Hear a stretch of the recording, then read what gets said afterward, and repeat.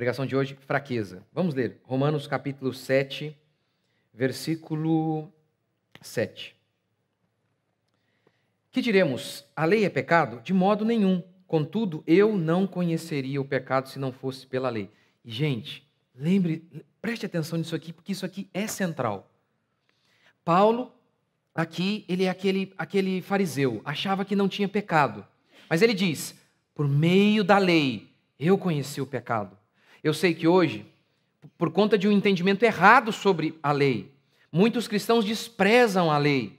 Porque Paulo disse que nós não estamos debaixo da lei e não estamos mesmo. Nós estamos debaixo da graça. Mas com isso eles entendem, eles acham que a lei é uma coisa ruim, que a lei não tem mais nenhuma aplicação na vida do crente hoje. Isso é loucura, isso é heresia, isso é absurdo. A lei é boa, como Paulo vai dizer aqui em Romanos 7, como Paulo também diz, lá, como o salmista diz, lá no Salmo 1, Salmo 119, a lei é boa, a lei, eu tenho prazer na lei de Deus. E aqui Paulo diz isso, eu tenho prazer na lei de Deus. A lei de Deus é boa, ela é perfeita. E é por meio dela que nós conhecemos quem nós somos, que nós somos pecadores, e é por meio dela que nós somos santificados. O Espírito Santo mostrando, iluminando para nós a palavra de Deus, a lei do Senhor, e assim somos salvos, assim somos transformados. Por meio da lei, eu conheci o pecado. Se não fosse ela, eu não conheceria. E aí, por exemplo, a minha série sobre beleza. Eu fui lá e tentei expor qual é a vestimenta correta, o que é sensualidade. O que eu fiz em toda aquela série? Eu expus a lei de Deus. Eu fui expondo a lei, destrinchando-a para mim e para você. Aí então, qual deve ser a sua reação? Mesmo você que é cristão já. A mesma reação que Paulo teve. Meu Deus, meu coração é pura sensualidade. Miserável homem que sou. Se o Senhor não fizer um milagre em mim, eu não posso. Eu não posso ser santa dessa maneira que Deus exige. É isso. Então vamos lá. Verso 8. Ainda o verso 7. Contudo, eu não conheceria o pecado se não fosse pela lei. Porque eu não conheceria a cobiça se a lei não dissesse, não cobiçarás. Mas o pecado, aproveitando-se da ocasião dada pelo mandamento, provocou em mim todo tipo de cobiça, porque onde não há lei, o pecado está morto. Lembra que eu já expliquei esse texto? Paulo está dizendo, o pecado, tomando a oportunidade, ocasião, pelo mandamento, ele gerou em mim todo tipo de cobiça. Ou seja, a grama está ali, você pisa na grama, você não liga. Mas vem e coloca uma placa, não pise na grama. Aí você tem um desejo absurdo de pisar na grama. O problema não é a placa, a lei não é errada, mas o seu coração é tão podre, é tão maligno, o coração do homem ímpio é tão maligno, que ao ver a lei boa, ele pega a lei e tem um desejo ainda maior de pecar, ao ver a lei. É isso que Paulo está dizendo aqui. Verso 9. Antes eu vivia sem a lei. O que ele quer dizer? Sem a lei expor as minhas falhas, eu achava que eu era salvo. Esse é o sentido. De antes eu vivia sem a lei. Mas, quando veio o mandamento, o pecado reviveu e eu morri. Eu percebi que eu estava morto, que eu estava condenado. E descobri que o mandamento que era para a vida se tornou em morte para mim. Porque o pecado, aproveitando-se da ocasião dada pelo mandamento, enganou-me e por meio dele me matou. De modo que a lei é santa, o mandamento é santo, justo e bom. Então, o que era bom tornou-se em morte para mim? De modo nenhum. Mas o pecado, para que se mostrasse como pecado, produziu em mim a morte por meio do que era bom, a fim de que pelo mandamento o pecado se mostrasse extremamente pecaminoso. Ou seja, por meio da lei, ele tá repetindo e repetindo. É por meio da lei que eu tenho consciência de pecado. É isso, gente. Tudo o que ele está dizendo aqui é exatamente isso. Ele está usando várias palavras diferentes, construções diferentes, mas o que ele está dizendo é, a lei expôs o meu pecado. A lei me trouxe convicção de pecado. Ela me levou a um estado de total desesperança em relação a mim mesmo. Eu perdi toda a confiança em mim mesmo. Eu vi que não havia esperança em mim mesmo, de salvação para mim. É isso que ele está falando. Marca aí, se você quiser marcar. É isso que esse é o resumo deste capítulo, dessa sessão. Verso 15. Não entendo o que faço, pois não pratico o que quero e sim o que odeio. E se faço o que não quero, concordo com a lei que é boa. Agora, porém, já não sou eu quem faz isso, mas o pecado que habita em mim. E então ele mostra que há algo chamado pecado, que é como se fosse uma pessoa que está o escravizando. Esse pecado o escraviza. Mesmo que ele queira fazer o bem, ele diz: eu não tenho força em mim mesmo para fazer. Eu preciso de um milagre. É isso que ele está dizendo. Ou seja, e aqui está a grande diferença da fé cristã para as filosofias. Para, por exemplo, talvez o movimento conservador. O que é um movimento conservador? Eu sei, a gente se identifica como conservador e tal. É apenas de moralidade. Faça isso, não faça aquilo. Isso não é cristianismo. A gente pode se identificar com eles para lutar contra aborto e por aí vai. Mas não é cristianismo. Faça o bem e a sociedade vai mudar e por aí vai. O que ele está dizendo aqui é: eu não posso fazer o bem. Eu sou podre, eu sou mau, eu sou maligno. Eu preciso de um milagre. Isso é cristianismo. Eu preciso de um milagre. Não basta apenas colocar os 10 regras para mim. Eu sei das regras, eu não consigo cumpri-las. Esse é o meu problema. É isso que ele está dizendo. Isso aqui é a essência do Evangelho. O Evangelho é uma pessoa. O Evangelho não é um ajuntamento de regras. O Evangelho é o anúncio da falência humana e da intervenção divina sobre aqueles que creem. De um Deus que vem e nos salva, nos restaura, nos liberta e nos conduz até o destino final do crente, a glória com Cristo Jesus. Verso 18: porque eu sei que em mim, isto é, na minha carne, não habita bem algum, pois o querer o bem está em mim, mas não o efetuá-lo, realizá-lo. Veja o que Paulo está dizendo. Não é possível ao homem fazer o bem. Não é possível. Heresia falar que alguém pode ser salvo pela sua própria bondade. É isso que Paulo está dizendo. Todas as religiões, sem exceção, são idênticas. Todas pregam a salvação pelos seus feitos, pelos seus méritos, por aquilo que o homem faz. Só a genuína fé cristã, só o verdadeiro cristianismo anuncia: você não pode se salvar, você é fraco, você é maligno, você está acabado. É necessário que Deus realize uma obra completa. Não é apenas que você vai ajudar Deus, não é isso. Você não pode ajudar Deus, você está falido. Deus vem e salva o pecador. Não é que Deus guia o pecador, é que Deus desce no buraco em que nós nos encontrávamos, quebrados, sujos, e Deus nos pega e nos carrega. Esta é a mensagem do Evangelho. É isso que Paulo está anunciando aqui. E ele continua. Verso 20. Portanto, se não faço o que não quero, já não sou eu quem o faz, mas o pecado que habita em mim. Está vendo? Ele está dizendo: não é questão de querer. Eu quero fazer, mas não consigo. Não é questão de falta de vontade. É falta de capacidade mesmo. Esse é o estado do homem. Paulo vai repetir isso em Romanos 8, vai dizer que o homem natural, o homem carnal, ele não pode agradar a Deus, ele é inimigo de Deus. Verso 21. Desse modo descubro esta lei em mim. Quando quero fazer o bem, o mal está presente. Porque no que diz respeito ao homem interior, tenho prazer na lei de Deus, mas vejo nos membros do meu corpo outra lei guerreando contra a lei da minha mente e me fazendo escravo da lei do pecado, que está nos membros do meu corpo. Desgraçado homem que sou. Este é o objetivo da obra de Deus, do Espírito Santo, iluminando a lei em nossos corações.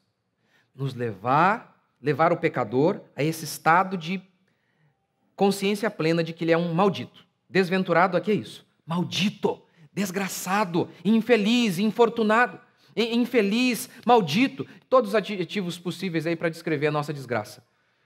Desventurado homem que sou. Quem me livrará? Está vendo? Quem? Ele não diz qual é a regra, quais são. Me dê os 10 caminhos, os 10 mandamentos. Percebe que ele pede ajuda? Ele sabe, ele não pode. Este é o anúncio do Evangelho, que nós precisamos de uma pessoa. Paulo começa o Evangelho assim, você lembra em Romanos 1? Ele começa a apresentação do Evangelho, e ele diz sobre o que o Evangelho trata. Não lembra? Quer ver? Vamos abrir lá. Romanos, deixa que eu leio para vocês aqui. Romanos 1. Paulo, servo de Jesus Cristo, chamado para ser apóstolo, separado para o Evangelho de Deus, que ele antes havia prometido pelos seus profetas nas Santas Escrituras. O Evangelho é acerca do quê? Acerca de seu Filho. O Evangelho é sobre Jesus, o nosso Deus que veio para nos salvar, que nos ama. Essa é a mensagem do Evangelho. Não é um ajuntamento de regras, mas é o anúncio. Vocês estão falidos, mas eu vim para buscá-los. Eu vim buscar o perdido. Esta é a mensagem do Evangelho e esta mensagem, ela se renova. Nós temos que constantemente ter essa experiência aqui. Miserável homem que sou. Temos quando nos convertemos, mas devemos progredir nesse entendimento. A cada dia, você tem maior entendimento da mesma coisa. Quando você se converte, você tem convicção de pecado. E aí então, você vai caminhando com Cristo e vai conhecendo mais da lei.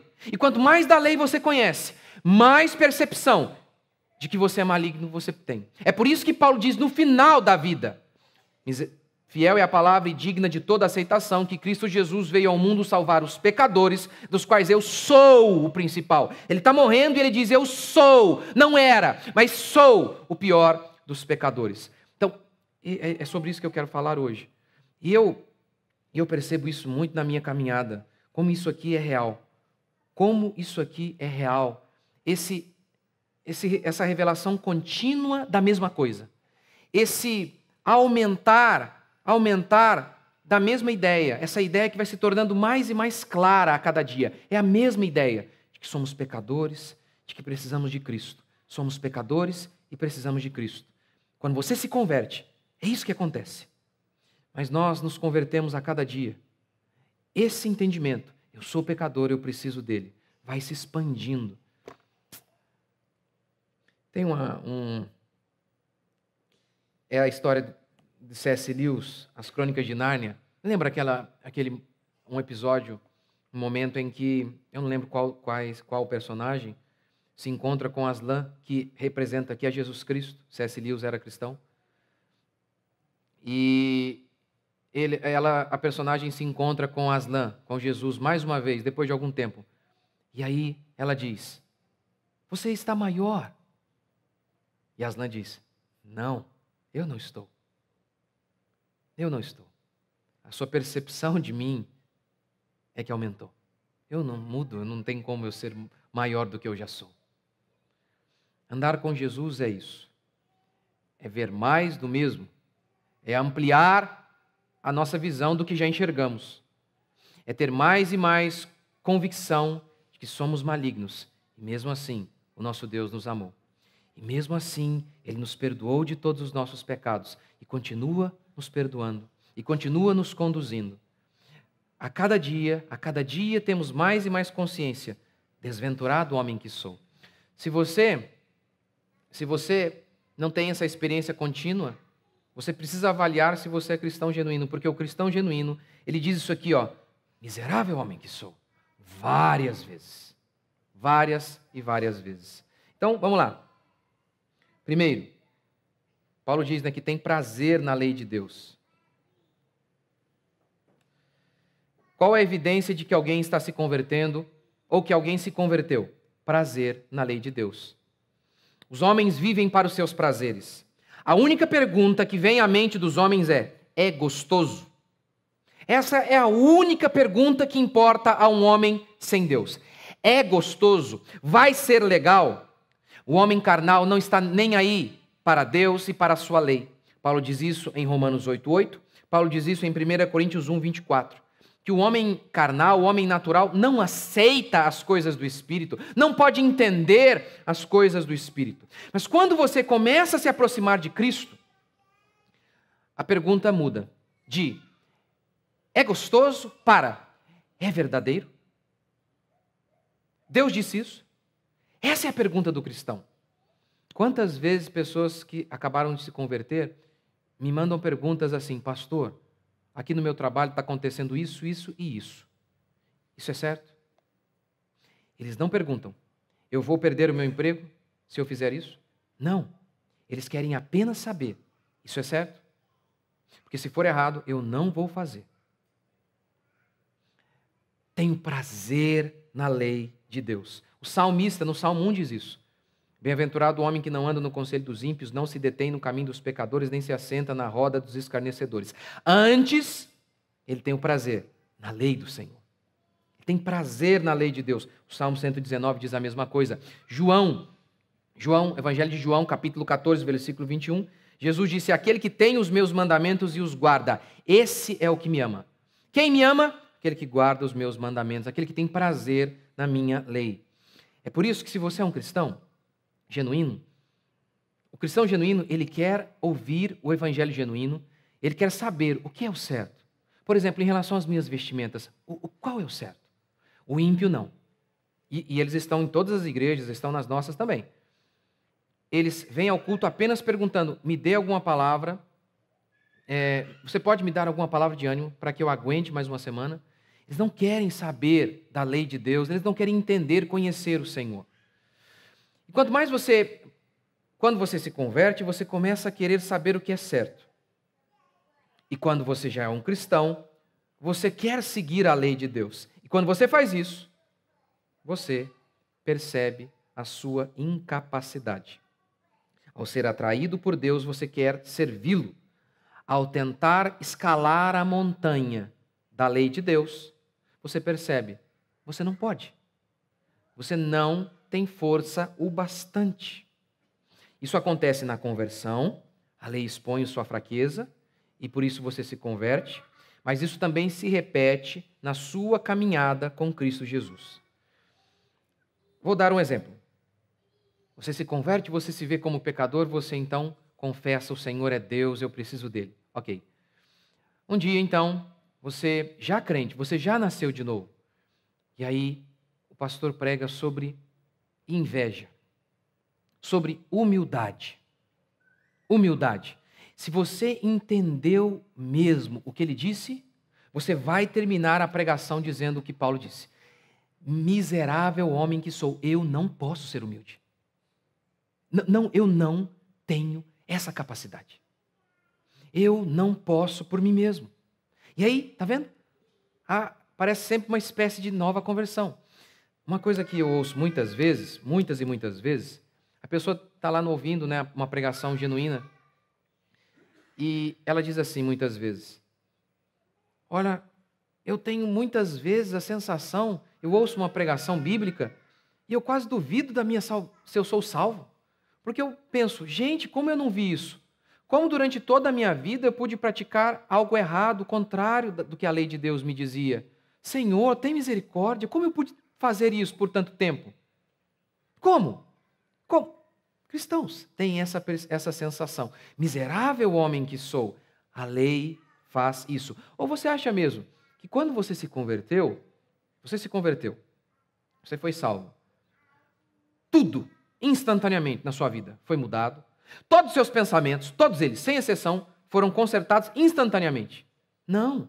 A Bíblia diz que nós somos purificados pela palavra constantemente. Ora, se nós fôssemos completamente santificados no instante em que fôssemos salvos, nós já estaríamos na glória. Esse percurso aqui, esse deserto até a nossa Canaã, é o percurso de santificação, em que várias e várias conversões irão acontecer. E quanto mais você ouve a pregação, e é diferente, por mais que você leia alguma coisa, a pregação é diferente. Quando você ouve pregação genuína, quando a lei é exposta, você então tem essa sensação: eu sou um miserável? É um sentimento de desespero e de culpa. Culpa. Psicopatas não sentem culpa. Psicopatas não sentem. São os justos que em Cristo Jesus é que sentem culpa. Por quê? Porque são eles que estão tentando fazer o bem. E ao tentar fazer o bem, você descobre a sua maldade. Só descobre a sua maldade aquele que tenta fazer o bem.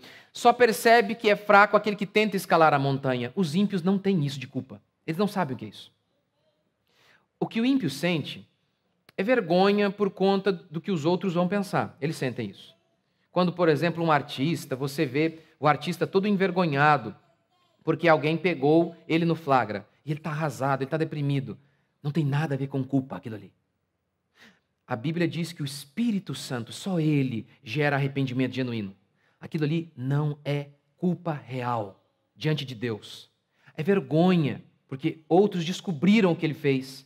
É medo, angústia por perder, por medo de perder tudo aquilo que ele tem. Não tem nada a ver com convicção de pecado.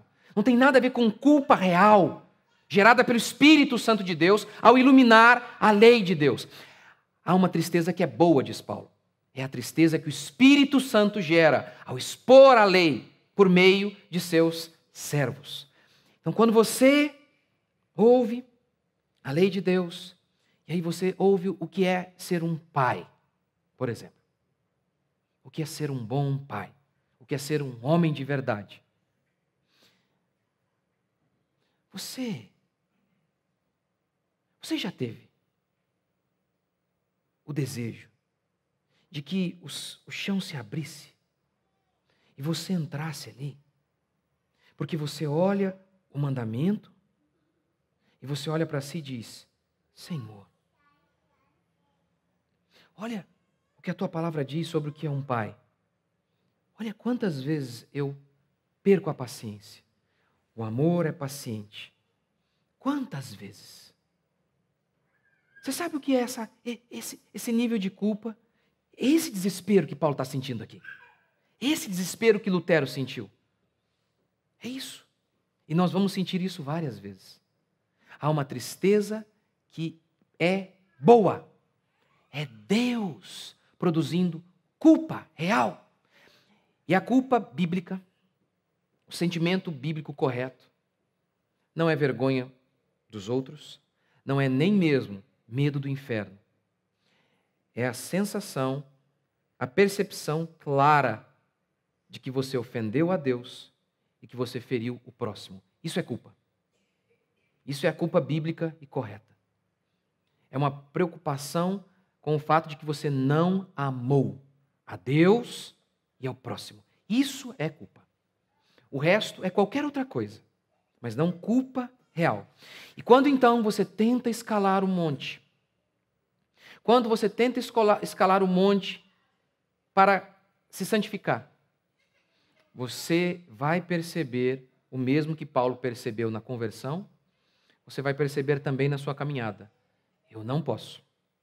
Eu não posso. Por mim mesmo, eu não posso. E o que isso gerará em você?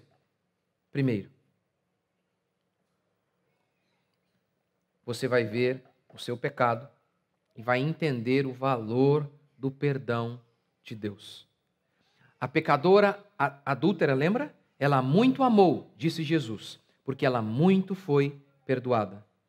Os homens mais piedosos que já pisaram neste mundo se declararam como os piores seres humanos. As pessoas que se consideraram as melhores foram as que praticaram as piores atrocidades. Pedro, Paulo, afaste de mim, Senhor, porque não sou digno. Fariseus que assassinaram Jesus, como você diz que nós somos pecadores? Como você aponta o dedo para nós e nos chama de pecadores? Ficaram revoltados. Eles não aceitaram isso. Entretanto, os homens de Deus, quanto mais se aproximavam de Cristo, mais tinham percepção de quão pecadores eles eram. E aí então, mais eles tinham percepção do tamanho da graça de Deus ao perdoar pecadores como nós. Isso também vale para as nossas famílias. Isso também vale para as nossas famílias. Os movimentos feministas sempre acreditaram que o problema de suas famílias ruins, porque elas tinham famílias ruins, as feministas tinham famílias ruins, era a aniquilação da família. E por que elas tiveram essa conclusão? Porque as suas famílias eram verdadeiros infernos. Agora, nós somos pecadores. Nós somos malignos.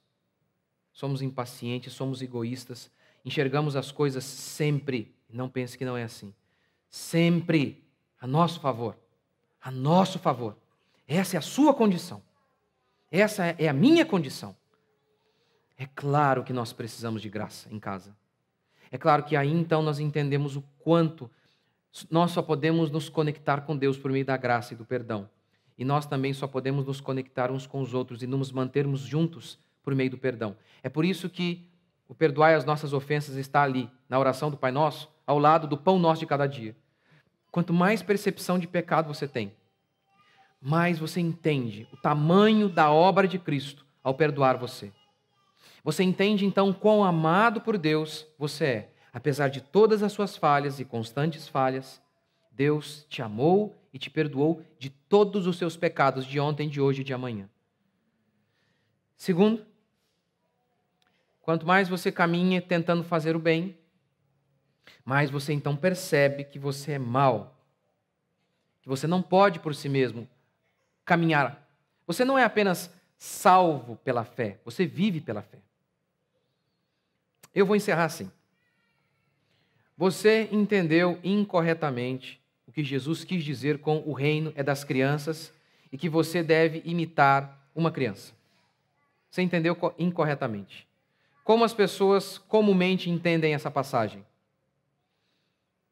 Você tem que ser inocente como uma criança. O Paul Washer, explicando isso, ele diz assim, olha, as crianças não são inocentes. Sabe quando o menino ele fica um bebezinho, 1 ano e alguns meses, e ele fica irritado porque ele quer, por exemplo, o seu relógio? É porque ele não tem força. O Paul Washer explica. Se ele tivesse, ele quebraria o seu braço só para satisfazer a necessidade dele de pegar o relógio. Porque é assim que nós somos. Um pequeno projeto de Hitler, se Deus não intervir. É assim que ele descreve a todos nós. Todos nós. Portanto, quando Jesus diz que devemos ser como crianças, é óbvio que Jesus não quer dizer nada a ver com inocentes, sejam inocentes. Não é isso. Você se lembra, você que tem filho, quando o seu filho começou a achar que ele era grande, o que ele começou a fazer? Por exemplo, quando você saía com ele na rua, não, pai. Lembra? Você ia pegar na mão dele, não, pai. Não precisa, já sou grande. E a minha filha Helena, agora nasceu a quarta, a Karina, agora ela está... Todo dia ela fala, eu sou grande agora. Agora eu sou grande. Como? Porque ela olha, eu falei, agora eu sou grande. A percepção dela, né, de tamanho, agora mudou, por conta da pequenininha. E aí, mas mesmo assim, ela ainda levanta a mão para mim. E o meu bebezinho de 1 semana, eu olho para ele e penso, se eu tropicar, ele cai e morre. Se nós não alimentarmos, ele morre. Se nós não fizermos simplesmente tudo por ele, ele morre. Crianças são totalmente dependentes. Esticam a mão toda hora. Me ajuda, eu estou com medo. Eu estou com medo. Você não vê criança... A criança, ela fala, eu estou com medo, me ajuda, estica a mão. Crianças fazem isso. O sentido de o reino das crianças é este. Vem. Quem me livrará do corpo desta morte? Este é o sentido de o reino das crianças. É daqueles que reconhecem sua fraqueza e se refugiam em Cristo Jesus. Que sabem de sua total fraqueza, de sua total dependência. Dependência. Cristianismo é isso. É essa luta para nos rendermos. É essa batalha constante. Essa batalha constante para percebermos que somos fracos. Isso acontece quando você se converte. Se você não teve essa experiência, você não se converteu. Conversão é isso. Miserável homem que sou, eu creio em Cristo. Ter fé em Jesus é, antes de tudo, deixar de ter fé em si mesmo. Isso é conversão. Mas a continuação da vida cristã é isso. É isso aumentando a cada dia. É essa percepção de que você é fraco e que Cristo é poderoso. É essa percepção de que você é injusto e que Cristo é justo. É essa percepção que você já tem no começo, mas se expande. Isso é cristianismo. A cada dia, aumentar o nosso entendimento de quão frágeis, pecadores e dependentes de Deus nós somos. Vamos ficar de pé?